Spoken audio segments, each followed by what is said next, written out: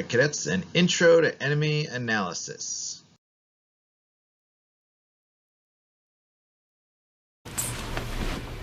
Judas. Jim is my enemy, but it turns out that Jim is also his own worst enemy. And the enemy of my enemy is my friend. So Jim is actually my friend. But because he is his own worst enemy, the enemy of my friend is my enemy. So actually Jim is my enemy. But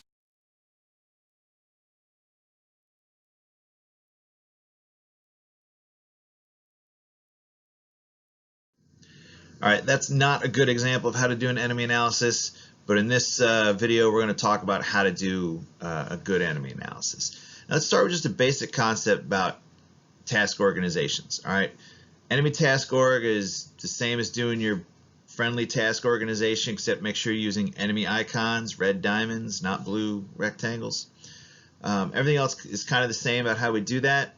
But a point I want to make is that you're going to take your analysis one echelon lower than your higher headquarters did. All right, and really the way that works out is every echelon is trying to do 2 layers down. So your battalion is looking at enemy down to the company and platoon level. Your company commander is going to analyze the enemy all the way down to squad level. And then as a platoon leader, you need to analyze down to the team and the individual weapon systems level. All right, so you're at the lowest level that you got to take it all the way down. There are 4 things to consider when doing your enemy analysis. That's the composition, the strength, the disposition, and the capabilities of the enemy. All right, composition and strength go together to talk about who are they. Disposition is about where are they, and capabilities is about what can they do. When you add all those things together, we'll then be able to develop an anticipated enemy course of action, which tells you what do I expect to happen. All right, now I'm going to talk about the first 2, composition and strength, at the same time because they kind of go together. So composition is doctrinally at 100% what should that unit look like. So here we've got an enemy infantry platoon. By doctrine, they're supposed to have 3 infantry squads and 1 anti-tank squad. They've got a complement of weapons, and that's roughly about 30 personnel in that organization. All right, composition, what are they supposed to look like by doctrine? And when we talk about strength, that's really what they are right now on the ground. Okay, so we might say, hey, they're assessed at 33%. Maybe they just came out of an attack and they've taken heavy losses. Now, it could also be we assess their strength at 110%, right? Maybe they went to war with some extra personnel. They just got some reinforcements in. Maybe they've got attachments. There's a 4th squad added in, whatever it might be. But let's take an example where they're at 33%. Now, this is still a platoon minus, right? There's a platoon headquarters. We got a lieutenant. There's some radio capabilities there. But maybe they've taken heavy losses. They're 33%. And we think they've only got 1 squad left. There's only 1 squad leader. They've got this group of 9 or 10 soldiers they've grouped together as 1 squad, and the anti-tank capability is down to about a team, right? So maybe we think that's how they've taken their losses, and that overall they're at about 10% that'll actually be there when we face them. So composition by doctrine, what should they look like as an organization? Strength, what is our assessment of what's really on the ground, whether that's extra and they're added up, or they've taken losses and there's something less? And then how do we think that'll be organized internally when we actually reach the objective?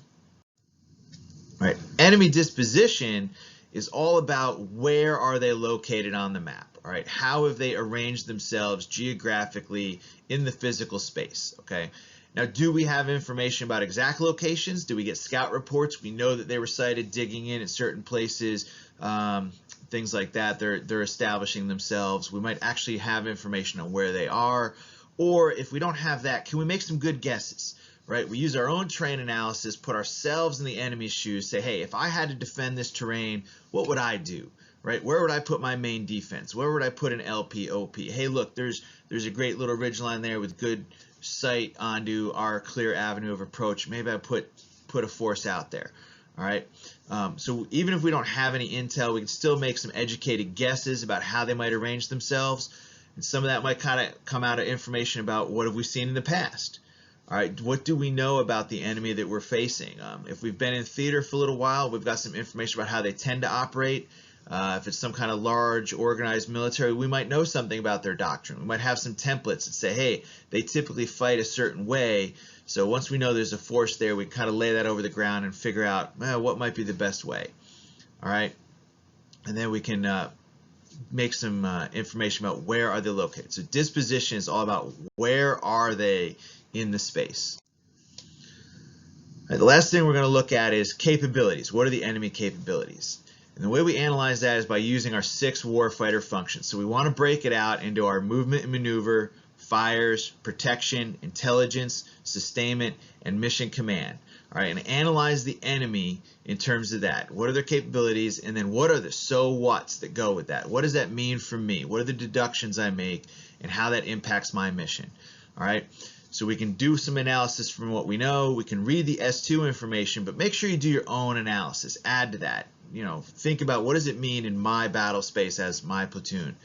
Don't forget to assess how civilians on the battlefield are going to influence the enemy. All right, that could hinder them, that could help them. It could just be something that influences how they move around, whether or not they use fires, what they can do for their sustainment, depending on the situation that we're in. All right, think about if they've had any previous engagements and how that might have changed not only their capacities in terms of strength, but now what does that do for their warfighting functions, right? So if they've taken some of those heavy losses, maybe they've lost some capability. You know, if we have information that they've lost their fires capability, or what that might mean for the ability to protect themselves, right? So take that strength information and take it to the next level of how does it impact the warfighting functions, all right? And then also you can look at if they've been reinforced lately. Does that bring warfighting functions in? Do they have special attachments that might add into these, right? So if they've got a UAV capability, that might add to their ability to gather intelligence against you. If we know that they've got mortars attached, that's a big thing on their ability for fires. All right. If we have any information about where their higher commanders are moving around, you know, maybe the squad that you're facing is the one that the platoon leader or the platoon sergeant is going to be with, and that does something for their mission command capabilities. You got to think through all of that information that you have and how things might be operating on the battlefield. The big thing is working it out through the warfighter functions to determine their capabilities and what can they do to you. All right, so summing this all up, the 4 things we're looking at is composition, disposition, capabilities, and strength. Here we've got some example questions that go along with that. So composition is all about talking about what types of vehicles, what types of weapons would they have, and how they normally organize themselves for this type of mission. Disposition, where are they located and positioned and arrayed on the battlefield? All right, their capabilities, how do they normally operate for the attack or the defense? How do they fight? What ranges and capabilities do their weapon systems have? What are their strengths? What are their weaknesses? How do they like to move around and maneuver themselves? How do they get their intelligence? And how do they know anything about us?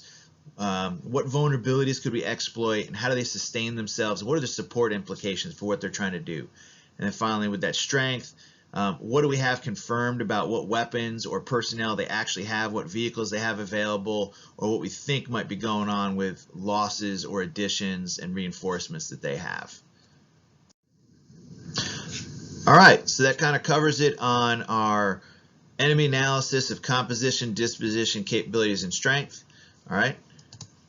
Now, what will be coming next after this, we'll be talking about anticipating the enemy's course of action and making estimates of what they might actually do, making use of that. But first, you've got to start out with an understanding of their composition, disposition, capabilities, and strengths. All right, that concludes this video. Look forward to seeing you all in class.